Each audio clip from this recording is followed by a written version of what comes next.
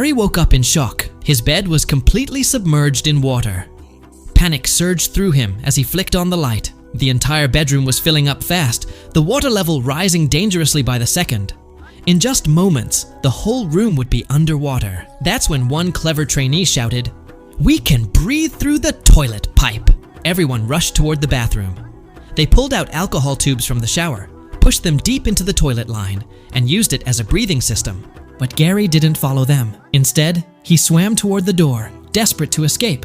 But the pressure was too strong. No matter how hard he tried, it wouldn't budge. Running out of options, he turned to the glass window and began smashing it with everything he had. After countless strikes, the glass finally shattered. At that moment, the instructor checked his watch, scribbled something into his logbook, and revealed the truth. This wasn't an accident. It was a test.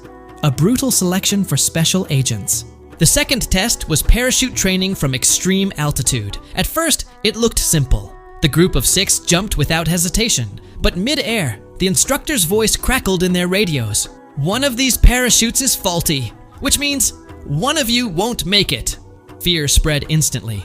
But Gary came up with an idea. Stay in a circle, hold hands, and open parachutes one by one. That way, no one gets left behind. But human nature took over. Each time someone realized their parachute was safe, they released their grip and abandoned the circle. What began as 6 quickly shrank to just 2, Gary and Amole. Near the ground, both of them looked at each other, chose trust over fear, embraced, and pulled the parachute together. Against all odds, they landed safely. The instructor then announced, this test wasn't about survival. It was about loyalty. Those who let go, fail. Only those who stood together, advance. Now just 2 remained. The final test was about absolute obedience. The examiner handed Gary a gun and gave a chilling order: shoot the dog. It wasn't just any dog. It was the same innocent puppy that had been by Gary's side through the whole training. His hands trembled. He couldn't do it. But then, a gunshot echoed from the next room. The other candidate had pulled the trigger without hesitation. The instructor wrote down the results. Gary had failed, and only one